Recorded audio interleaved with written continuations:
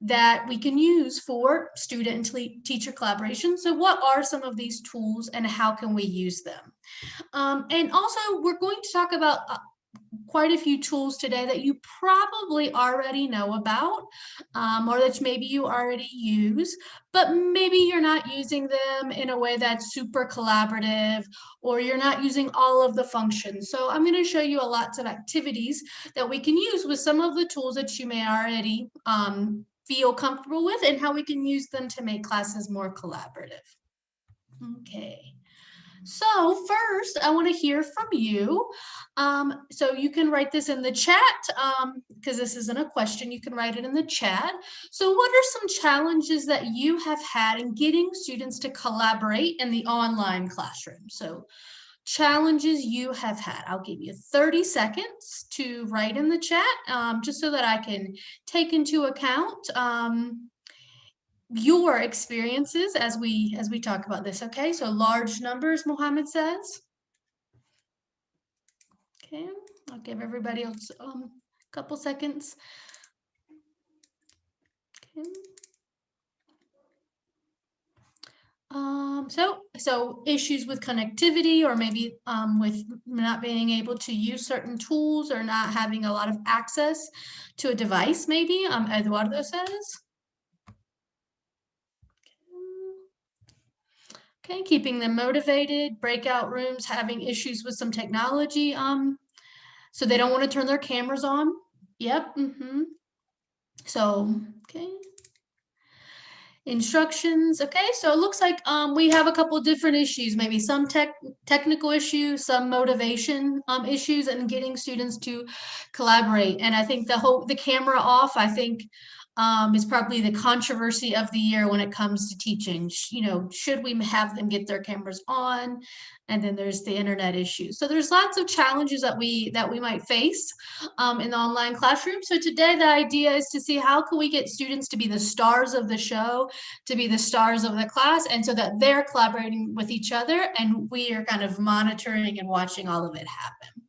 Okay, so our agenda for today are some different areas that we're going to talk about. Is first games. We love to play games, and then collaborative speaking and writing task. And then we're going to talk about some student discussions, different types of discussions that we can have. And then we're going to talk about feedback. So how we can get students involved in that. Okay, so the first topic, like I said, is with games. And so one of the things that maybe some of us are struggling with is that we had all of these great games. And now we can't do any of those games, or we can't do them in the same way, but maybe we can. So we're going to talk about a couple different games. And I just want to say before I show you, all of the activities except for one, I'm going to be honest, all of the activities except for one are activities that I have done with my students. So I'm not trying to sell you anything that I don't use. All of these are students that are things that I have done with students, and all of these are examples and screenshots from those classes. So the first game that we're going to talk about is just a regular old board game. I'm sure we've all done this, created this type of material to use with our students. And so what I did here, the activity is a board game.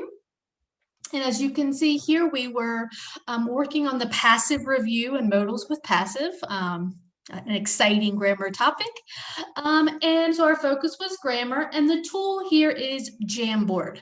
Jamboard is a tool from Google, and it's an interactive whiteboard that you can have multiple pages on. You can have up to 20 pages. You can write on it, students can write on it, you can see who's writing on it. It's a collaborative, interactive whiteboard.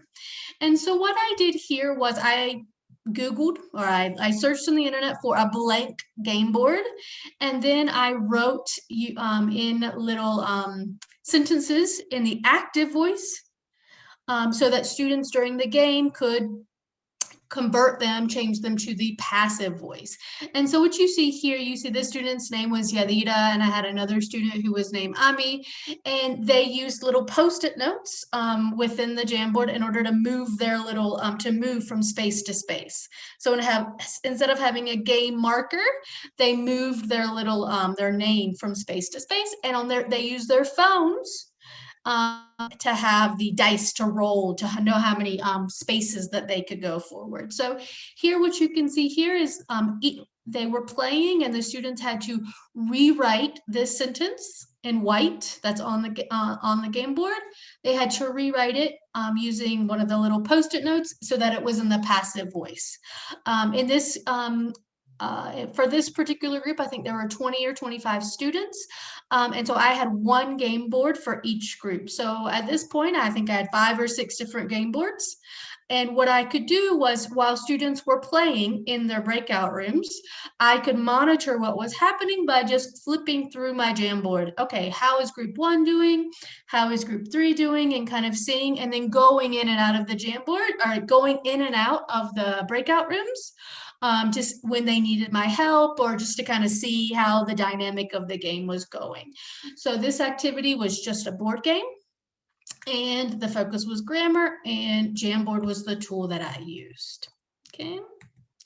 So the procedure of this, I set up the Jamboard before class with one page of the Jamboard, one board per group. And then I modeled how to play it for students. This is something with instructions, having students, giving them a visual, showing them exactly what you want them to do.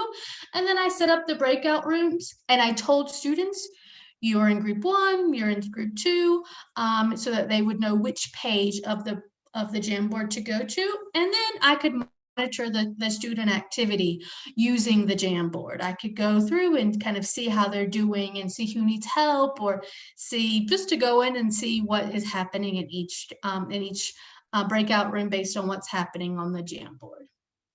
Okay. So the next activity, the next game that I want to talk about is Quizlet Live. So I'm sure that all of you have played Kahoot 7 million times by this point in the pandemic. So I did not want to talk about Kahoot. Kahoot is great, but I think Quizlet Live is also really interesting and not nearly as popular as Kahoot. So Quizlet Live, or Quizlet, is a flashcard website, really great for vocabulary review, and it has a little game called Quizlet Live. And so this image that you're seeing right here shows exactly what is happening in Quizlet Live. So you choose a vocabulary list, you create a Quizlet Live game based on that vocabulary list. And so this here, where you see the little bars, the colored bars, that's what the teacher sees. You can kind of see how each team is doing, how each team is progressing. And these down here, this is what the students see. So students play this on their phone, or it's easiest to play on their phone. But the thing that I really like about this that Kahoot cannot do is that with Quizlet Live, students have to talk to each other, because the way it works is they all have the same at the top of their screen. They all have the same clue. So they have the same word maybe, but they have different answer choices. And so they need to talk to each other to see, okay, the definition is an animal with 4 legs that barks. Okay, I don't have dog. Do you have dog? Do you have dog? Do you have dog? So they have to talk to each other in order to be successful in this game. If they don't talk to each other, they're not going to be able to win. So this is a flashcard game. I like to use it to review vocabulary, or maybe to introduce a topic to see how much students know about it. And the focus here is generally vocabulary. You can also do some grammar, phrasal verbs, idioms, things like that as well. And then the tool is Quizlet, specifically Quizlet Live. And what you have to do in order to be able to do this game in the online classroom is you have to go and find your list, your vocabulary list in Quizlet Live, or search for one that already exists. And then you, when you click on the list, you click on Quizlet Live Game. And then this is the tricky part. You have to put students into the breakout room based on the game. The game is going to put them into different groups. And so you need to be pretty quick with setting up the breakout rooms, and so that you can have the students in the same rooms they are based on the game. And then you put students into the breakout rooms. press start on the game, and then you can monitor. You can monitor using this board, which you will see as the teacher to kind of see how they're progressing, or you can go in and out of the breakout rooms to see how things are going. I will say I've played this game in the physical classroom. I've played it in the online classroom. It is something that students always need that first round to kind of figure out what's going on, and that's okay. So, that first round will probably take longer than you expect, and then that second round will be super quick once they understand what is expected of them. Okay, so I want to hear from you again. So what games have you tried in the online classroom? So Kahoot, maybe you've used Quizlet, quizzes. What games have you tried in the online classroom? So I'll give you 30 seconds.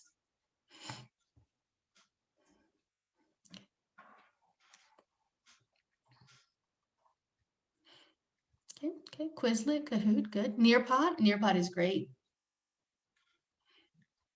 So, if you've never used Nearpod, it's good for having interaction throughout. You can have some listening or reading, and then you could have some additional interactions with students. I really like the drawing part of Nearpod.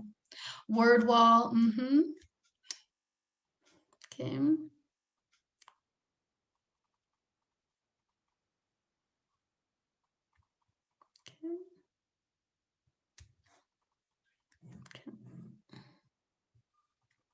Okay, sounds like some people have used Jamboard. Okay, Prezi, it's good for presenting information. Okay, so we're gonna keep on going.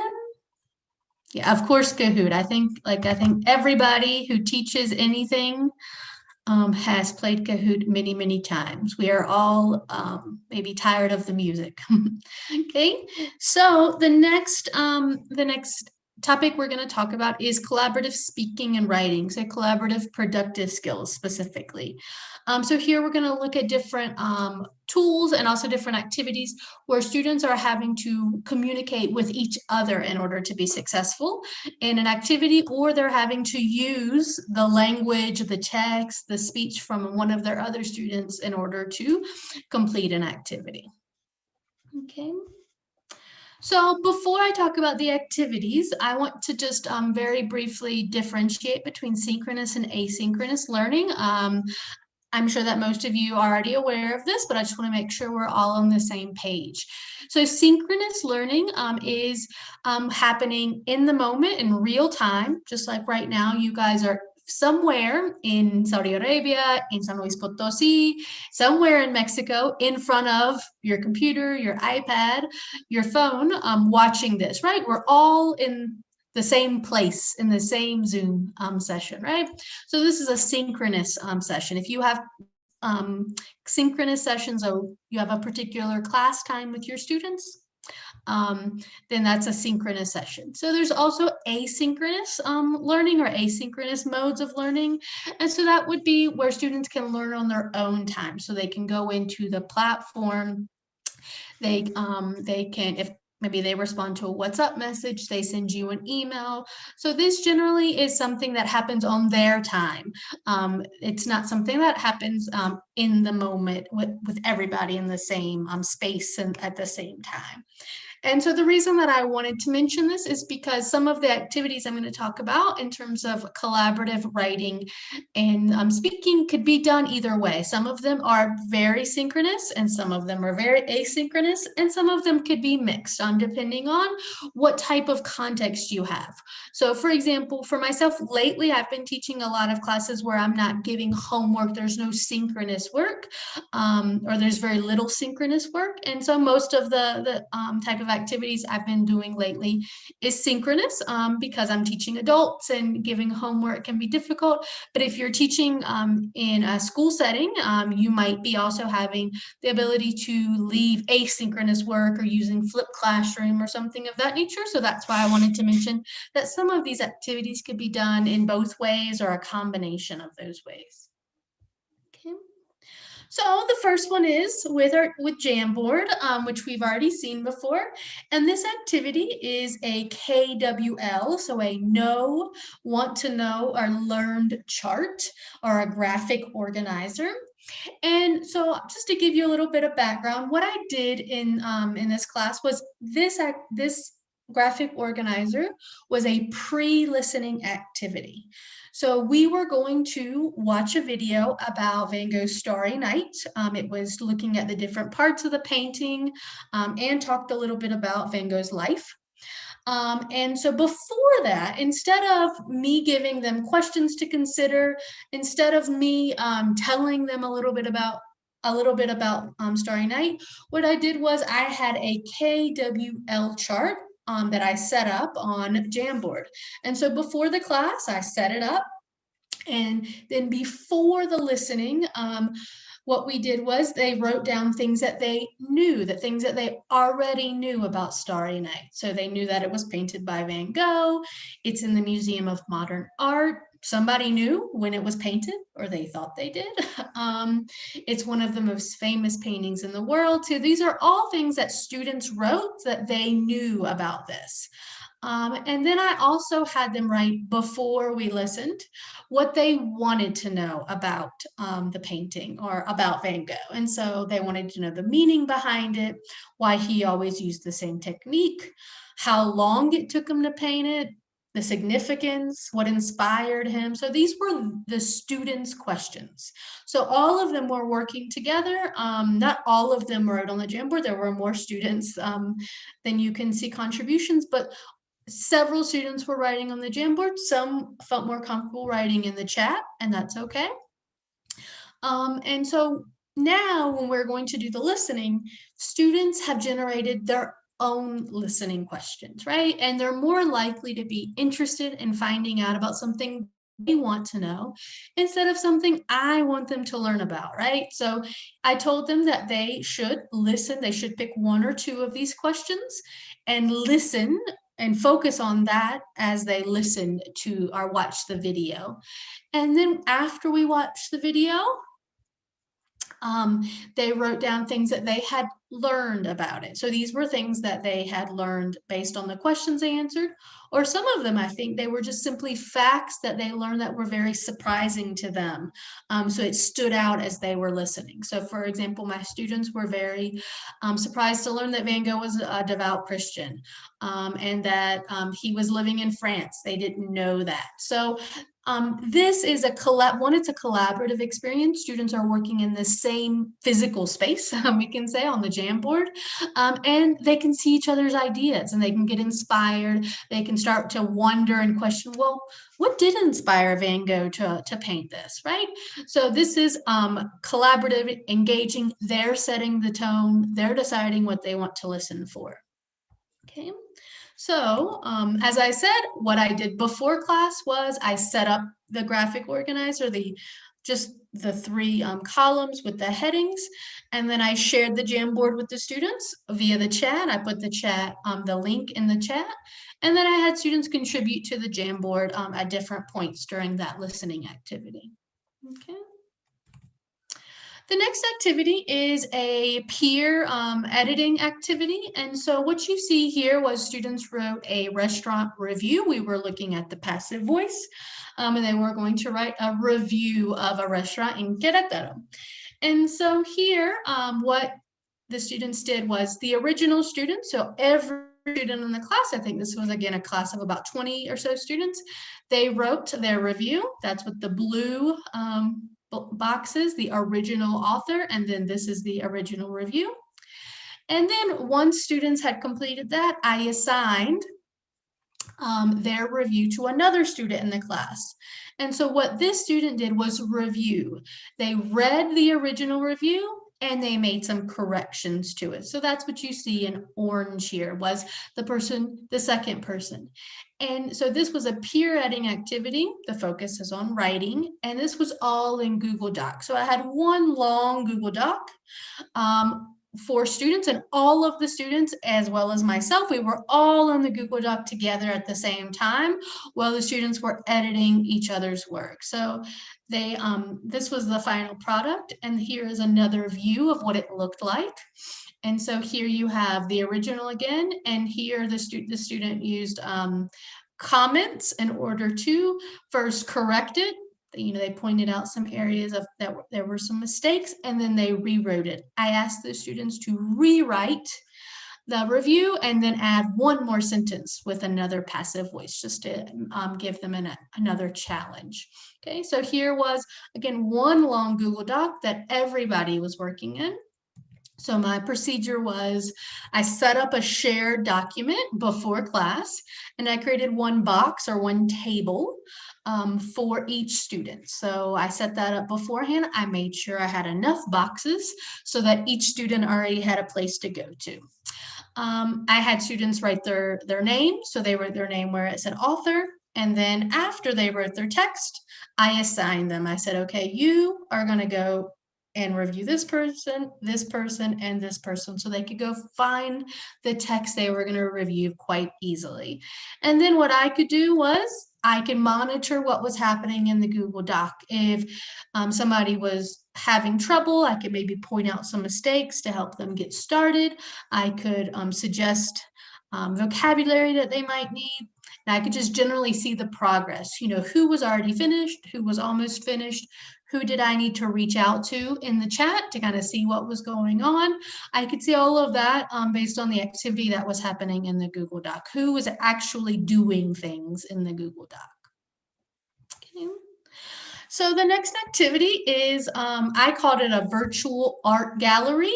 So again, this is the class that we were learning about art, listening to the review of The Starry Night by Van Gogh.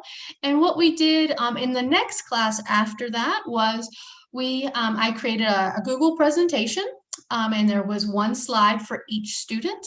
And the assignment or the task that students had to complete was they had to pick a painting, and then they had to do their own review. So similar to what we had already listened to, they had to do a review of the painting, and then with a little bit of information about the author, the painter that was responsible for that painting. So you can see here, the second slide that you can see that does not have a blue block on it. It was the example slide that I gave them so that they would have also an example to refer back to.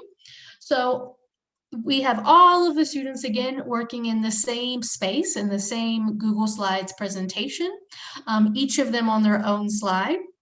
And then what I did after I did this activity was I took all of this nice listening material that the students have created for me and created a listening comprehension activity. So students' own text, students' own contribution to the class is what I used as the material for the next class. So students knew they realized later that it was important for them. Their contributions were important, and that they weren't just something that was going to be kind of forgotten about. So here the activity was an image description. They were describing the painting as well as the artist. The focus was on speaking. So you can see here this little round circle with the audio icon in it was where they actually embedded the speaking part into each slide. I asked them to put the actual painting, and then they put the name of the painting. And so we had all of this one long Google Slides presentation with all of them working simultaneously. I've also used Google Slides presentations similar to this to make a class glossary or a class dictionary that you could also have students do if there's a lot of terminology that you are having students learn about. So I use that activity in a computer class that I was teaching.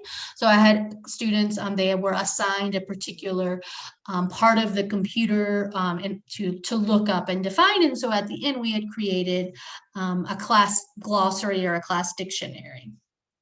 Okay, so I see a couple of hands raised. So let me see I have the Q&A up. If you want to put questions into the Q&A, I can try to answer them as we go, okay? So the procedure for the virtual gallery walkthrough was this. So I set up a shared presentation before class, and I created an example slide so that students would know what it looked like. And then I also made sure that there was one slide per student. If you would like, especially if you're doing this for the first time with students, I would recommend putting students' name so they can go and easily find where they need to be in the presentation. Then you need to demonstrate, if this is the first time you're doing this with students, you need to demonstrate how to add a sound and audio clip and images to a slide. Some students will know how to do it super quick, and some students definitely need that demonstration. And then students will record their description and set up their slide. And then you can use students recording for a listening activity later. They have to go through and they have to do the gallery. They have to go through the virtual gallery and maybe take notes about an artist or find different clues that you have asked them to find. Okay. So the next activity, okay, so I'm going to address Xiomara's question. So how I communicate with students when we're all on the Google Doc. So if this is a synchronous class, like we're in a Zoom session, so I can see if students are logged into their Google account, I can see who is writing what. I can see where they are. So the color of the cursor, Google will assign a color to each person. And so you can see where students are based on that. And so if it's something that I want to make an in-text correction, like I want to say this verb tense is wrong, I highlight it and I make a comment there. If you want to direct it at a student, you can tag them. So you write the @ arroba and then their name, and it will send them an email. But I think when you're all in the same document together, you can see who it is based on the color of the cursor. As far as kind of speaking, only if necessary, I try not to, if they're all kind of busily working, I try to kind of keep as quiet as possible. If I see that someone's having issues, I will send them a private chat, say, hey, I noticed that you're not writing anything. Do you have any questions? And if it's super necessary, if they're really struggling, I can just put them in a break. I can set up one breakout room so that everybody else stays in the main session and I go away with that student if that's necessary. And then as far as making corrections myself, I will make some that are a little bit more difficult, but I will let them make the ones that are based on the grammar point that we've been working on. And some of that's going to depend on the level of your student. Muhammad, no, unfortunately, no, there is no way to organize the breakout rooms, but so that they're automatically like the Quizlet Live. What I do is, students typically need a couple minutes to get set up. So that's when I take advantage, and I've gotten pretty quick at it. What you can do is when you set up a breakout room, you can, there's a little search box at the top. And you can type in the person's name and it will find them. So you don't have to go through the whole list. But there is no automatic way, unfortunately. Okay, so the next activity that I want to talk about is with Flipgrid. Flipgrid is a very popular tool with elementary, middle school teachers, especially with students who don't have their own phones or their own devices, they can't use WhatsApp and things like that, because it makes it much safer for students to exchange messages with their classmates. And so what Flipgrid is you put a discussion prompt. You can put even, you can put a reading here for them to respond to, a video, or in this case, I'm using it as a way for students to introduce themselves. So I did this experiment with my niece and nephew. My niece lives in Oaxaca and my nephew lives in the United States, and they are in elementary school. And so what they did was my niece was going to talk to my nephew in English, and my nephew was going to respond to my niece in Spanish. And so what they did here, I set up a little prompt for them to say their name, how old they were, where they live, their favorite activity, and then to ask the other person a question, right? So for example, my nephew said, mi nombre es Sam, I live in Virginia, and he said it in Spanish, and he asked her if she played video games. And then my niece responded back in English, and they had a couple of exchanges in that way. So here you can see this is the prompt, this is the topic for students to respond to, and these are the responses back and forth.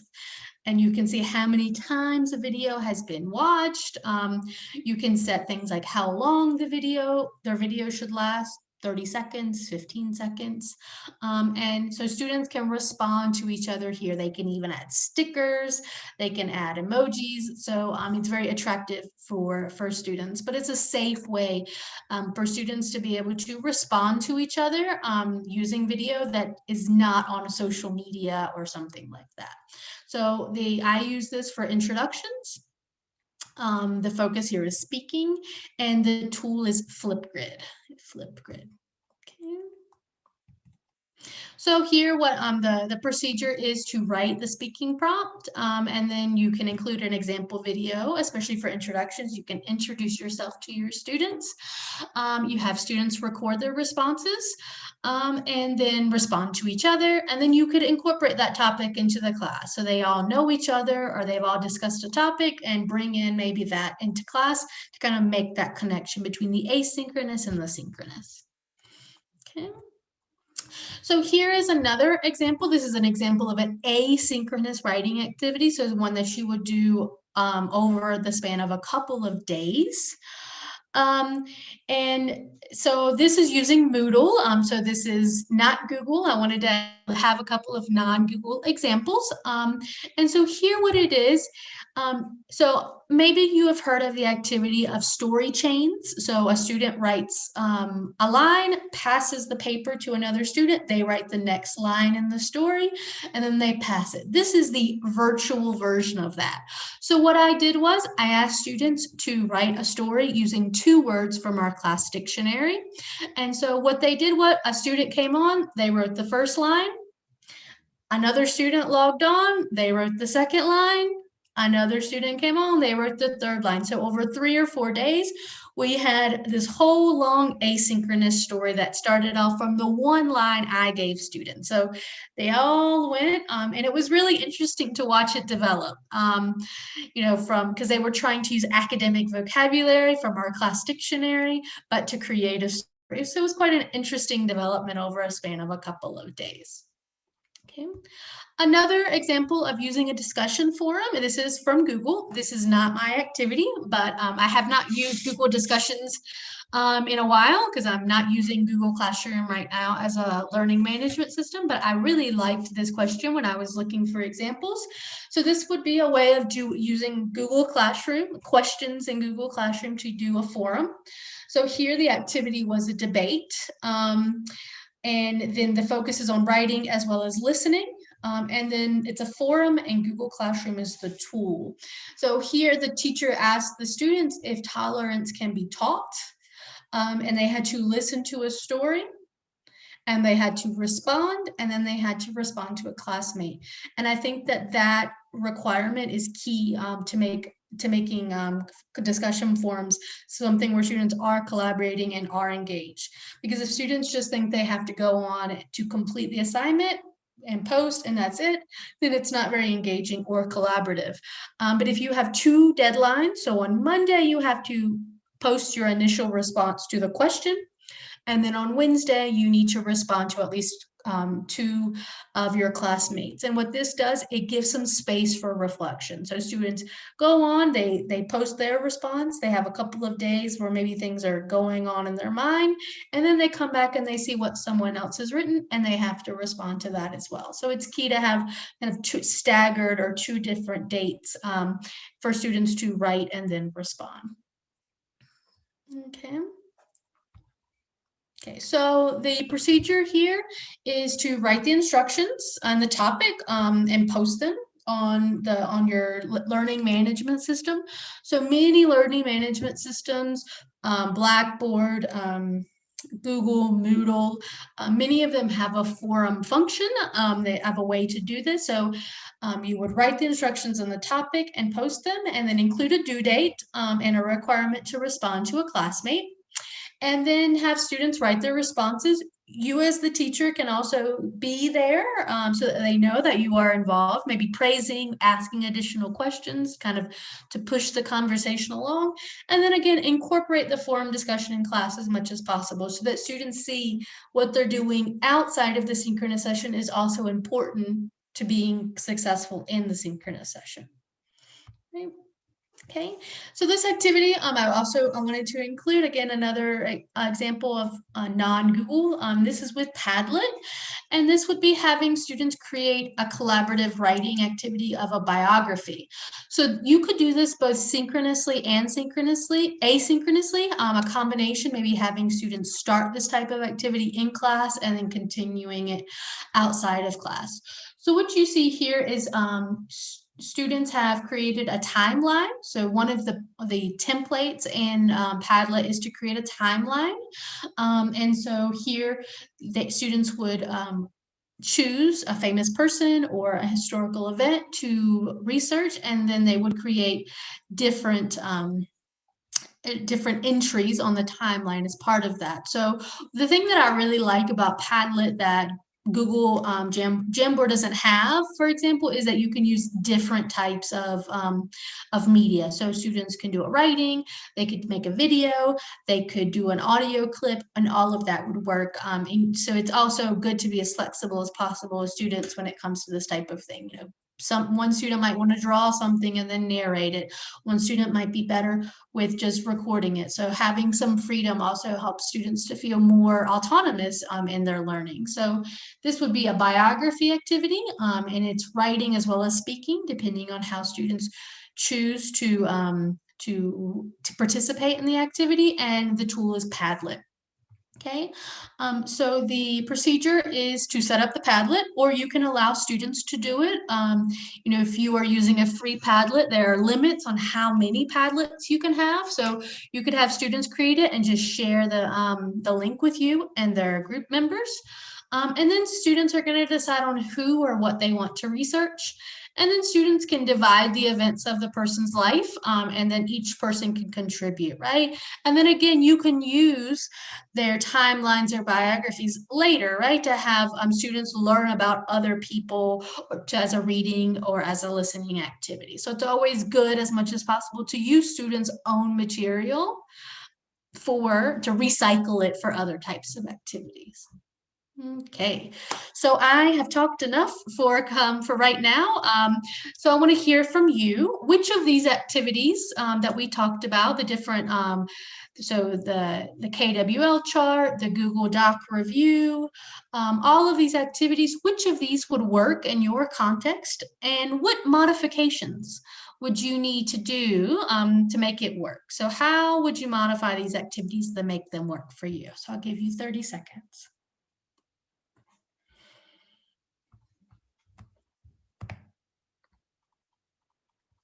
Xiomara, Flipgrid is free. I'm not sure, Xiomara, if there are some like limitations in terms of features, but everything I saw from Flipgrid that it's free.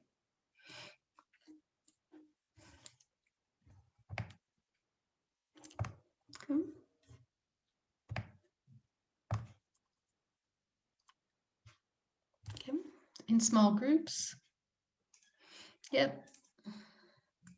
Yeah, Mohammed, you could have different groups on different Padlets and just have, be able to monitor through that. I think Jamboard could work as well. Vocaroo is really good.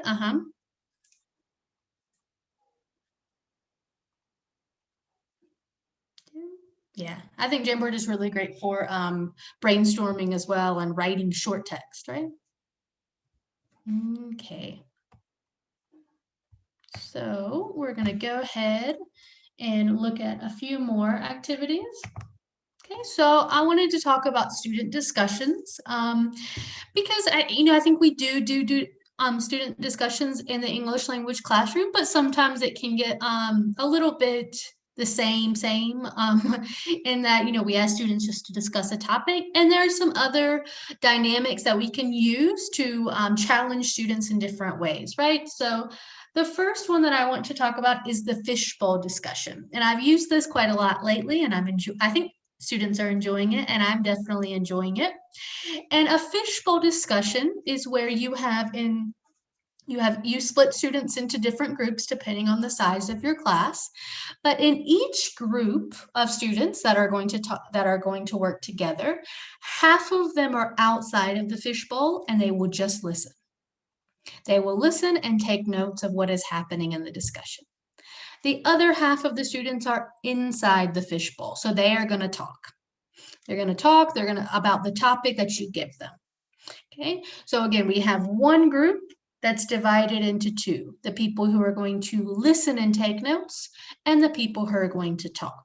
Okay, so the way that I like to do this dynamic is I have questions, so on the Jamboard or on the presentation, wherever you want to write the questions. I like to give different groups different questions. And so what I do is, this will be group one, for example, where and when did you start learning your second language? This was a discussion that I did with a group of a TKT preparation class. And so one group discussed this question, the second group this question, and then the third group this question. But each group, for each question, there were some members that were listening and some that were speaking. And the reason that I really like this is because for some students dominate the conversation, right? And so it's good for them to be in a role where they have to listen and take notes, and where they have a responsibility to report back to the group. So the note takers, what they're going to do is, after the discussion, they will tell the rest of us what was happening in their group's discussion. So this is a fishbowl discussion. So speaking and listening for those, depending on what role they're playing. And then the small group rooms or breakout rooms, and then a whiteboard just to have students, so you can show them the questions, or they can see the questions while they're discussing. Okay, so the procedure for this is to write the discussion question or questions on a document, a presentation, your whiteboard, and then share the presentation with students. It's good for them to be able to see the questions while they're discussing, while they're in the breakout rooms, and then divide the students into groups and say that half of them will listen and then half of them will take notes. And then put the students in the breakout rooms, and you can monitor the breakout rooms. And then the note takers, when we come back to the whole session, they report back to the class. You can do this by calling on the note takers and they give an oral response, a verbal response, or you could have them write on the Jamboard a short summary of the main points of their group's discussion. That's going to depend on timing, how big your group is, or what kind of skills you want to practice. But I have found that this is a really good way for people to practice their note-taking skills, their listening skills, and to change up the discussion dynamic a little bit. You will want to later change it up so that the people who were speaking now get to listen, and those that get to listen also get to speak. But you can even that out over time. But I find that this is a very interesting dynamic for students to work with. They have a sense of responsibility that they don't often have in the classroom. One note would be that for lower level students, or if you're going to do this for the first time with a group of students, is instead of having a student listen to everybody in their group talking, because that can be very difficult for students, you can say, okay, student A, you are going to listen to this student. Only make notes about what this student says. And that will be easier for lower level students, or for students who are practicing this for the first time. They only have to listen to one other student instead of everything going on in the group discussion. Okay. So I'm going to skip that one for the sake of time, and we're going to talk about feedback. So feedback here, I'm talking about going over the answers to an exercise with students. And lately, what I have been doing is having students lead the feedback. So, I always ask the students, okay, who's going to be the teacher now? And they get to go over the feedback. So I will share my screen for the students with the exercise, the worksheet that we're doing, that they have done. And then a student gets to lead the feedback. And this is as simple as it sounds. The student asks, okay, Xiomara, do you have the answer to number one? And the student says, no, Xiomara, I don't have the answer, or they do have the answer, right? So here, this is something that the teacher normally takes care of, right? We normally take over this, but students are perfectly capable of doing this. I've done this with teacher trainees. So with I'm working with a group of TKT students right now. They're preparing for the TKT, and so they're all teachers. And doing this has led to a very interesting dynamics because the student teacher will say, well, what's the answer to number one? And someone will say D. And then there's all this discussion about, is it D? Is it not D? And it leads to a really interesting community of practice between the learners. I've also used this feedback with A2 level students. And what I do with lower level students is I give them a little script. So I'll just write it in the corner so that they have it there if they need it. And so I'll say, okay, Mohammed, you're the teacher. And so that A2 level student gets to say, okay, Eduardo, do you have the answer to number one? And that's a simple yes or no question, right? Do you have the answer to number one? Or who has the answer to number one? And they get to do that over and over again, right? They get to be in charge and they get to speak, right? It's somewhat repetitive, but for a lower level student, it's very empowering for them to be able to lead an activity and to be in charge, okay? So this is activity is student-led feedback, and the focus here is speaking, but also autonomy, because again, everyone loves to be the teacher. So again, I've done this with lower level students, with teachers who are, that I'm training. And whenever I say, well, who wants to be the teacher? Everybody's eyes go, oh, I do, right? Because everybody wants to be the teacher. So this is something you don't have to do it all the time. If you're short on time, you're not going to have time to do it, but I like to do it sometimes so that they get the chance to be in the driver's seat, right? And maybe eventually they won't need the little script to help them. Okay. So I just wanted to end by talking about, Xiomara asked, or one of you asked earlier, Xiomara, about what does this look like? When am I talking to students? When am I looking at this? How am I communicating with students?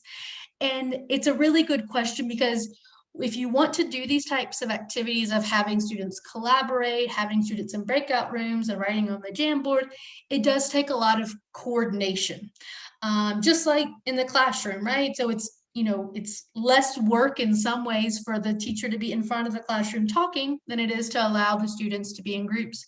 But at the end of the day, what we want students to do is to collaborate and to talk to each other, right? And so it does take more coordination behind the scenes than just doing what I'm doing now and talking, right? So some things to take into account is take a risk, right? So I think teachers have had, being online, using breakout rooms it feels risky, it feels chaotic, it feels like we're out of control, and teachers don't like to be out of control. But at some point we have to take a risk. And all of you guys know that you have a group that would be willing to take that risk with you. So the Quizlet Live activity that I talked about before, I was really sad at the beginning of the pandemic because I really like to use Quizlet Live in the physical classroom. I was like, how can I do this online? How can I do this online? And then one day it came to me. And I said to the students, okay, we're going to do this. It might not work, and that's okay. And it worked. And now I can do Quizlet Live in the way that similar to how I used to do it in the physical classroom, right? So it's okay to sometimes take a risk. You know that group that's willing to take that risk with you, right? And then the next is to be prepared, which I know sounds a little bit of an oxymoron if I just told you to take a risk. But to be prepared means to, just like you used to walk into the physical classroom with all of your copies and kind of the order that you're going to use them, we also need to be able to do that in the now that we're teaching online. So before you open up your Zoom session, have your videos downloaded, have the Quizlet Live game already started as much as you can, or the quiz or the Kahoot or whatever you're going to use. Have everything opened and have it in the order that you're going to use it, so that you can focus on when the moment that students are collaborating and they need you, because they have a question or because they don't know what to do, you can focus on that, because all of your materials and all of your whole lesson plan has already been kind of laid out on your computer as much as possible. And this leads me to the 2 screens. I'll show you in a second what I mean. Maybe some of you are already using 2 screens. Maybe some of you are thinking, what is this woman talking about? But I highly recommend having 2 screens so that you can see students on one screen and have all of your materials on another screen. Having that visibility of having 2 screens helps you know when students are asking for you, and it helps you monitor the Jamboard or the Google Doc in a way that's much easier than if you have to kind of work on one screen. And the next tip or thing I would say is explore. And what I mean by this is that there are many tools that you use that may already have other functions. So I'm sure many of you have used Google Docs, Google's presentations in some way, but there may be other functions that these tools have. So for example, Kahoot can be used synchronously, and it can also be used asynchronously. It has that function.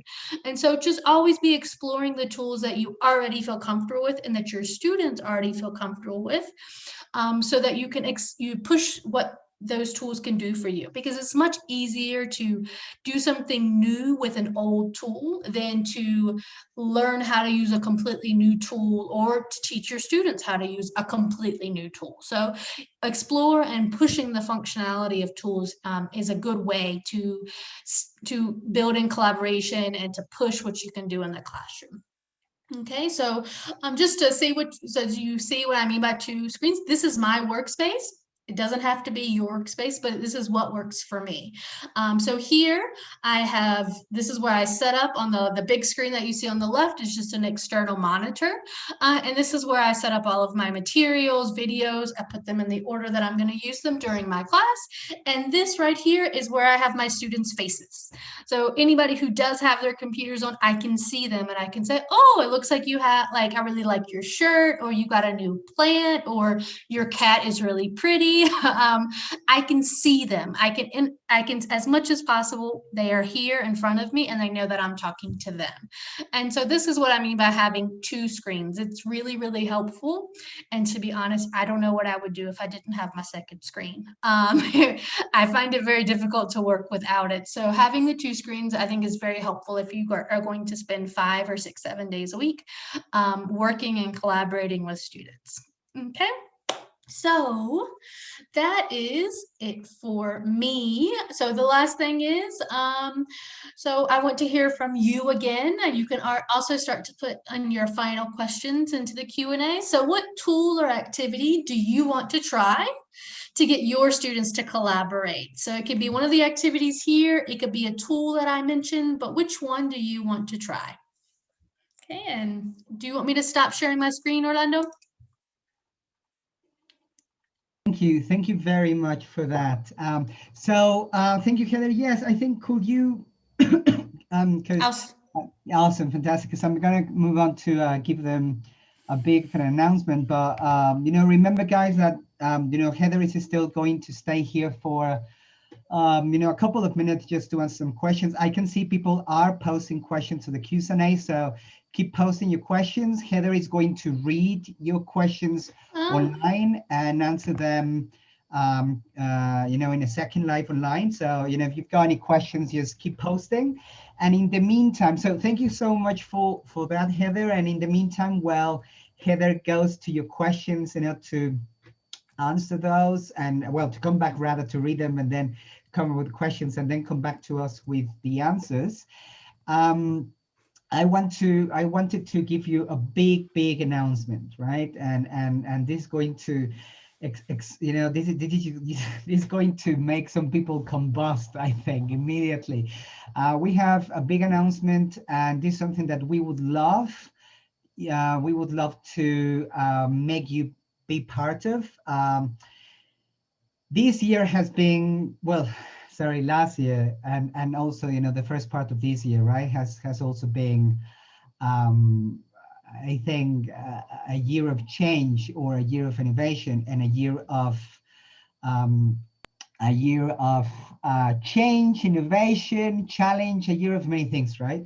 Last year, you know, everybody here, you know, we had to learn how to make changes to our previous reality. You know, we had to engage with like a new way of working, a new way of thinking, a new way of doing things. And I think everybody here should be incredibly proud of themselves, you know, and the hard work that we've been doing, you know, throughout these hard times of COVID-19.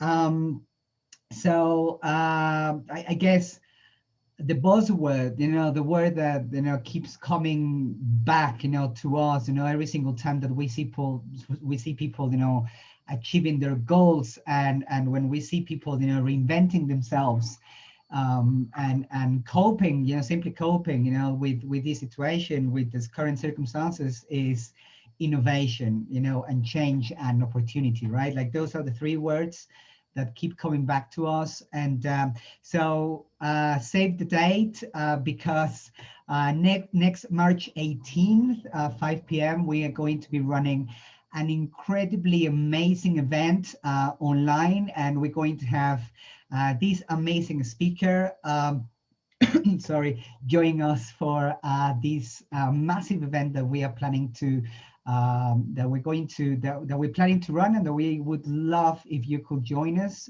for. This is Paul Davidescu. You know, he's the CEO and founder of Tengu. This is an incredible opportunity to talk to, or you know, and to listen to this amazing speaker. That, you know, Paul has been a real passionate entrepreneur that normally, you know, gives talks around the world, you know, and on how to, you know, get through difficult times, you know, how to get through challenging times, you know, just like this one, just like COVID-19, right?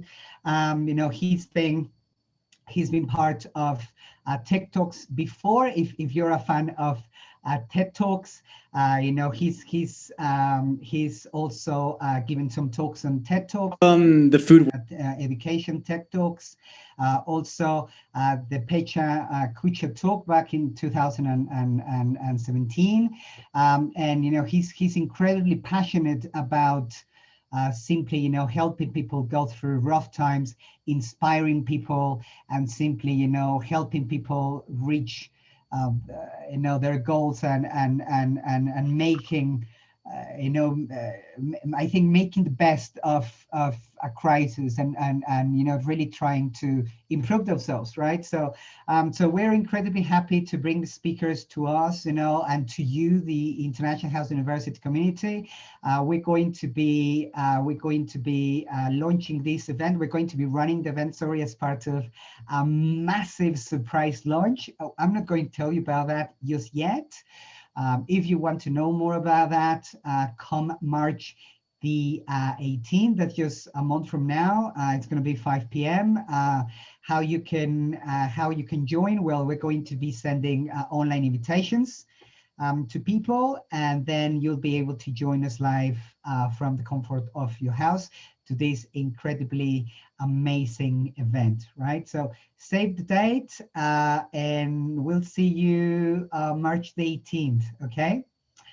All right, so I guess back to you, Heather, after, I mean, now that I have invited our friends from International Community, maybe we could go back to you, Heather, and you know, give you some time to answer those questions from the Q&As. I answered a few writing, but someone asked me if my setup of having my screens requires strong internet. No, I do not have great internet. I don't even have wired internet. I have AT&T, and so this is one computer that I'm working on. So I'm not pulling off of two devices. I simply have an external monitor that I have connected through an HDMI cable. So it's one computer is pulling from the internet, not two, not multiple devices. So no, you don't have to have super great internet to do this. You could even have like an extra old TV, or well, not too old. It has to have a connection that will connect with your computer. But no, this doesn't require great internet because I do not have great internet. And I think someone asked about, someone was asking about dynamics of how all of this works. How do I assess students when I do writing? Do I assess students in the moment? And normally I don't. What I do is I always give students a checklist, a short 3 to 4, maybe 5 points at the most for writing. So, I might say it has to be 150 words. It needs to have at least 2 verb tenses if that's the grammar point that we're working on. It needs to include maybe certain text features like a beginning, middle, and end.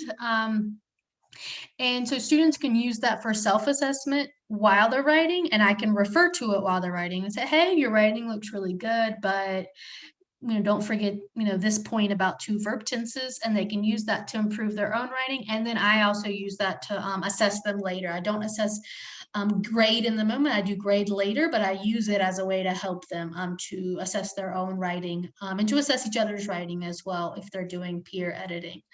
And as far as communicating with students while they're doing these types of collaborative writing activities, I use a variety. So the chat is for private conversations if a student is struggling, and the microphone, like I'm talking now, is for kind of general announcements if I know if there's a general issue that a lot of people are having. That's how I communicate with students while these types of activities are going on. Let's see if there are any other questions. So Q&A. So I don't see any other Q&A.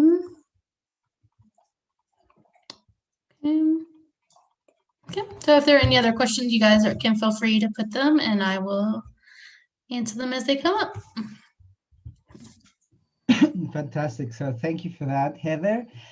And so I hope, guys, that you, as usual, it's something that we would love to get from, feedback. I hope that you enjoyed the session today with Heather. Heather, thank you very much for spending your afternoon with us today. I'm pretty sure that, from the chat, it definitely looks like people were very engaged with your talk to that. It's so like incredibly engaging topic today. You helped us with a number of different tools and a number of also like different kinds of activities. So thank you very much for that, Heather.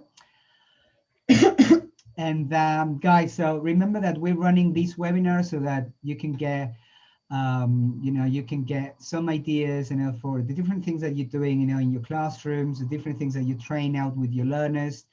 And we would absolutely love it if you could, as usual, you could give us feedback, right? This feedback is something that will help us improve this first season of academic webinars. So if you could just, I'm going to go to the chat and I'm going to paste the link to our survey. This is something that we would absolutely love if you could help us with. If you could just help us and spend just quick 2 minutes of your time. Remember, we take feedback very seriously. It's invaluable to us. So if you could just go ahead, go to that chat box and answer. Xiomara has a question about watching the playback. This is on Facebook, right, Orlando? Oh yeah, I'll clarify that in a second. Okay. Okay. Awesome. So yeah, so guys, if you could just spend like 2 minutes just completing that survey, we'll absolutely love it. Right before you go, right? Answering your question. So what was it, Xiomara? I think it was Xiomara, right, Heather? Yeah, about being able to watch this, watch the video, the playback. Absolutely, right. So guys, remember that. You can just subscribe to our YouTube channel. This is again, the media room, and if you could, in the media room, you're going to find our YouTube channel. So I'll just quickly go and copy paste that in the chat box so that you can, if you've missed any of the webinars before, you could just go there. So there you go. It's right there in your chat box. It will take you right to our YouTube channel where, as you can see, we are streaming live. And this is where you're going to find the recording. You could go back to all of the other previous webinars. We have those recordings there as well, where we have like practical tips, brick to teacher roles from brick to click, etc. And along with other videos that we've created for you. So that's where you find them, Shamara, right? So thank you guys. Again, remember, we appreciate your feedback, and remember, save the date, March the 18th. Paul Davidescu, right from his headquarters, he's going to be joining us to talk about how to get through, difficult times, and more importantly, the fact that now, analog transformation, this analog to digital transformation is taking place, right? So, let's prepare for the future. Let's prepare for what the future is going to bring, because the future is actually more than just having very successfully coped with the current crisis. The future is here, but the future is next year, down the line, in 5 years, in 10 years. Where do we see education moving forward, and where do we see the wealth of teaching, the wealth of online learning, the wealth of schools, of universities, of education moving forward from a teacher's perspective, a director's perspective, the parents' perspective, and just simply the industry moving forward, right? So save the date, March the 18th. If you want to know more about that, we'll be communicating with you, of course, but if you want to know more information about that particular talk, remember, you can just email us at tttmx-mexico, and we'll be absolutely delighted to sign you up for the talk on March the 18th, all right? So thank you very much. Thank you for your feedback, and till next time, everyone. So thank you, Heather. Thank you once again. Lovely to see you. And everyone, remember, we're looking forward to seeing you next time. And please give us feedback, okay? So thank you and goodbye, everyone. Thank you.